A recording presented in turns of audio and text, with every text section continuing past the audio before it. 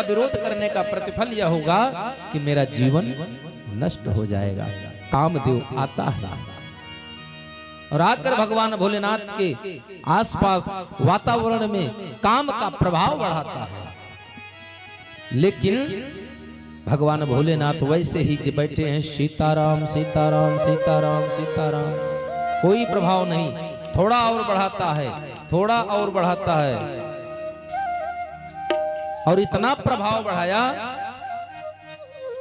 कि जो ऋषि मुनि कंदराओं में बैठकर भगवान की तपस्या हजारों लाखों वर्ष से कर रहे थे, भय काम बस जोगी, जितने भी सिद्ध महापुरुष थे सब काम के वशीभूत हो गए और दौड़ने लगे इधर उधर। लेकिन भोले बाबा नहीं जगे। तब कामदेव को थोड़ा सा अपमान महसूस हुआ, क्योंकि आप जब किसी काम को बार बार करिए और अगर सफलता नहीं मिलती है तो थोड़ा क्रोध आता है।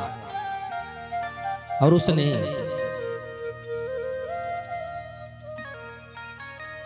सुमन पुष्प का धनुष बनाया और पुष्प का ही बाण लिया। कामना के बाण को भगवान श्री महादेव के वक्ष का लक्ष्य करके संधान कर छोड़ दिया और वो पुष्प का बाण बाबा भोलेनाथ के वक्ष स्थल को लग जाता है। और जैसे ही बाबा भोलेनाथ के सीने पर वो काम का बाण लगता है तो भगवान भोलेनाथ की तंद्रा टूट जाती है, ध्यान टूट जाता है और आंख खोल करके बाबा इधर उधर देखते हैं, कोई नहीं दिखाई पड़ता। तो देखा कहां, आम के पत्तों में छिप करके कामदेव बैठा है। और बाबा भोलेनाथ ने जैसे ही कामदेव को देखा, अरे तब शिवती सरनयन उगारा, तब शिवती सरनयन उगारा, चितवत काम भयमु जरिसा,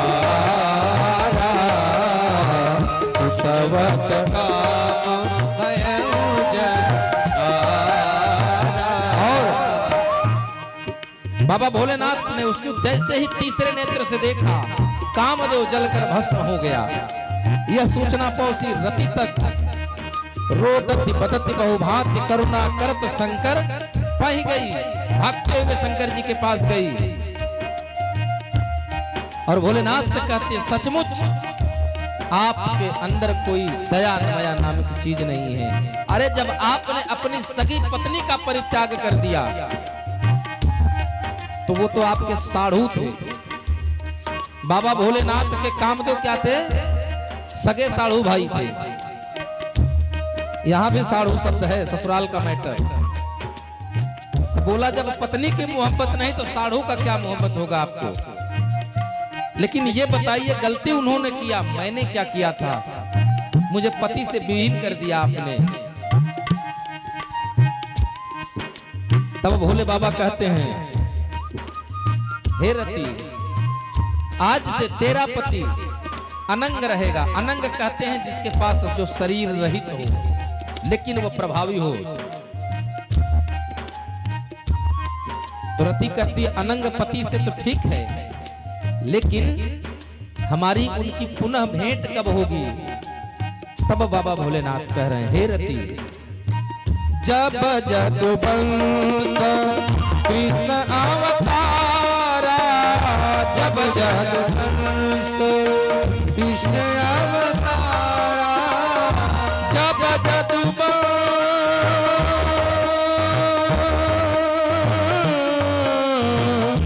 जब जदुवंश कृष्ण अवतारा, कृष्ण तनय, जब जब यदुवंश कृष्ण अवतारा, कोई नहीं हर न भरया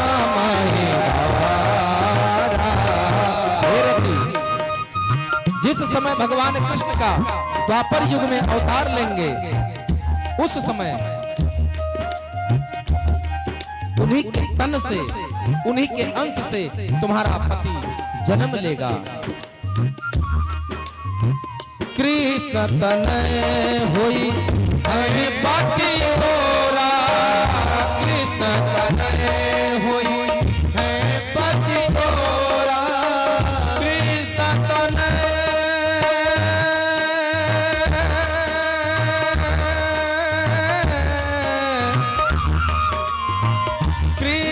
तनय होई है पति तोरा, बचन अन्यथा होई न मोरा, बचन अन्यथा होई न मोरा।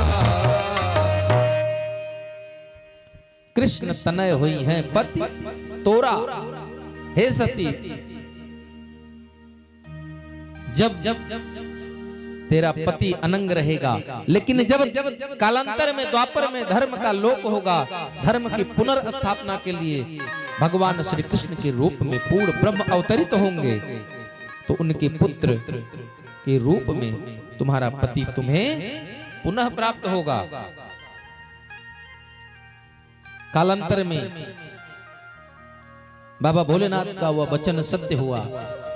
माता रुक्मणी और बाबा भगवान श्री कृष्ण के संयोग से प्रद्युम्न भैया के रूप में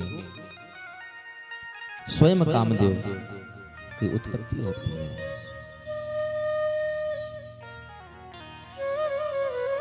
इधर बालक प्रद्युम्न भी प्रसूति गृह में ही है। मात्र 10 दिन के भैया प्रद्युम्न हुए हैं कि काम रूपी शंबरासुर वेश बदलकर प्रसूति गृह से उन्हें उठा ले जाता है और ले जाकर समुद्र में फेंक देता है। क्यों? क्योंकि उसे पता है कि भगवान कृष्ण के पुत्र के हाथों ही मेरा वध होगा। समय व्यतीत हुआ। शंबरासुर ने जैसे ही भैया प्रद्युम्न को जल में फेंका, उसी समय एक बड़ी सी मछली भैया प्रद्युम्न को अपने मुख के रास्ते निगल लेती है और वह जाकर उसके पेट में स्थित हो जाते हैं। जाको राखे साइया मार सके ना कोई, बालन बांका करे सके, जो जग बैरी हो। परमात्मा जिसकी रक्षा करता है।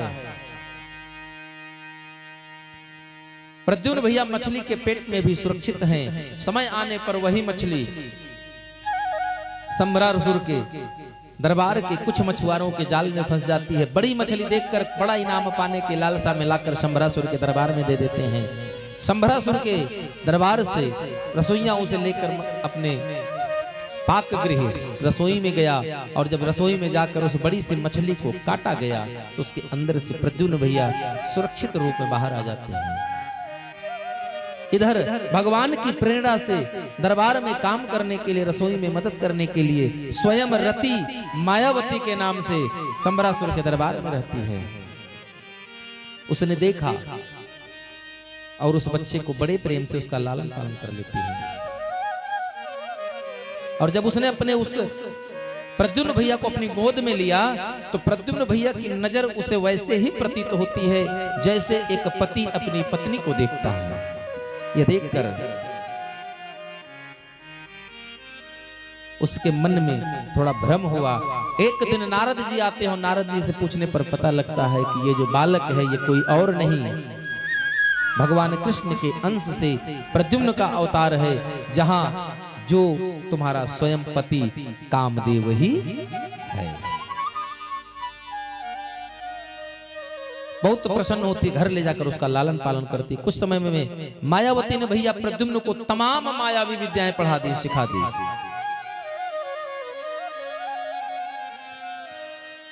और ऐसी ऐसी माया सिखाई कि जो सामने की तमाम मायाओं को काट सकती थी। समय आने पर वही प्रद्युम्न भैया शंबरासुर का वध कर देते हैं। वध करने के पश्चात दोनों लोग लौटकर द्वारिकापुरी आते हैं। वहां भगवान कृष्ण, माता रुक्मिणी, बलराम, वसुदेव, देवकी जी, तमाम सभी लोगों ने नव दंपति को देखा और हृदय से लगाकर उन्हें खूब आशीर्वचन दिए और आनंद का अनुभव किया। इसके पश्चात भागवत में कथा समंतक मणि की आती है। यहाँ से भगवान के दूसरे विवाह की कथा प्रारंभ होती है।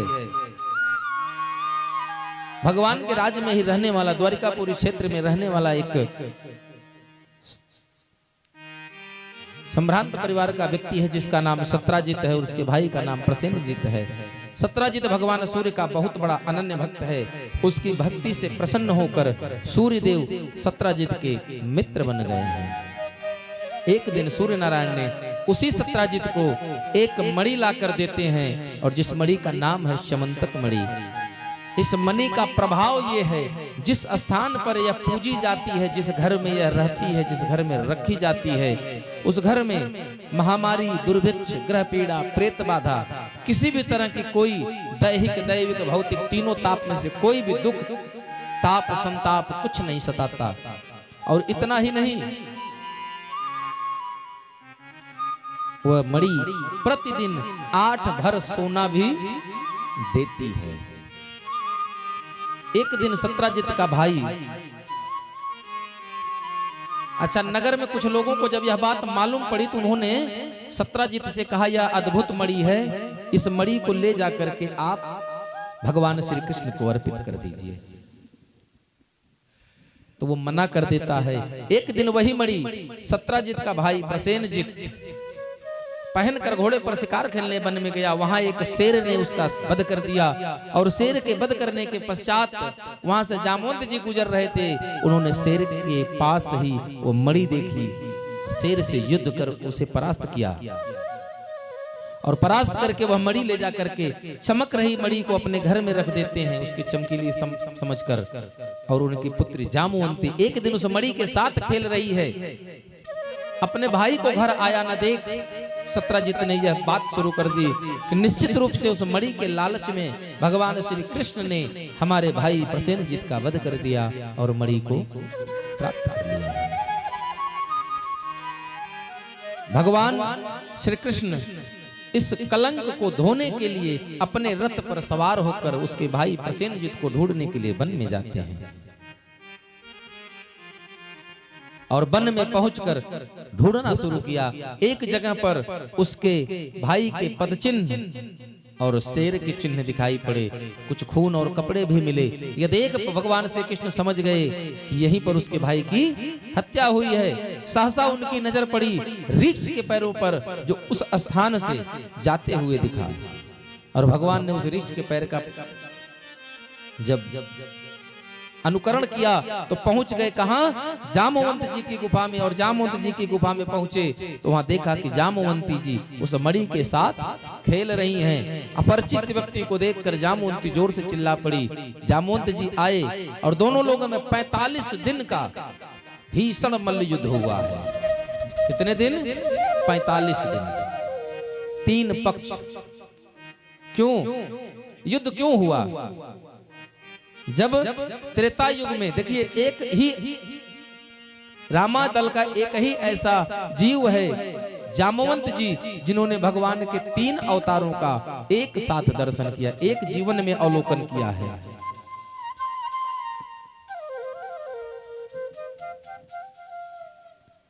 जब ही त्रिविक्रम भयमु खरारी,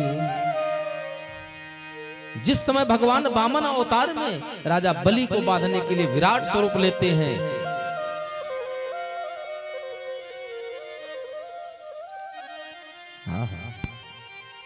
जामवंत जी कहते हैं जिस समय भगवान वामन स्वरूप में विराट स्वरूप लेते हैं, 7 प्रदक्षिण धार, उस समय मैंने पलक झपकने में ही 7 परिक्रमा किया था। एक तो वो अवतार, दूसरा त्रेता युग में रामा अवतार। जब सब लोग जाने लगे तो राजा रामचंद्र जी से जामवंत जी कहते कि हे प्रभु, मुझे तो आप महाबली कहते हैं, लेकिन मुझे धरती पर कोई ऐसा मिला ही नहीं जिससे मैं भी 2 हाथ कर सकूं। मेरी भी ताकत का अंदाजा हमें हो। सोचा था रावण मिला है बाहुबली, इसके साथ 2 हाथ करेंगे। आपने कहा काका आप बुजुर्ग हैं, आप बैठकर मार्गदर्शन करिए। वो भी अवसर आपने हमसे छीन लिया। तो प्रभु क्या मेरे जीवन की अभिलाषा पूर्ण नहीं होगी? क्या किसी से मेरा 2-2 4-4 हाथ नहीं होगा? मेरे बल का कुछ प्रयोग नहीं होगा? तब भगवान राम ने कहा था कि काका, इस युग में तो मैं मर्यादा से बंधा हुआ हूं।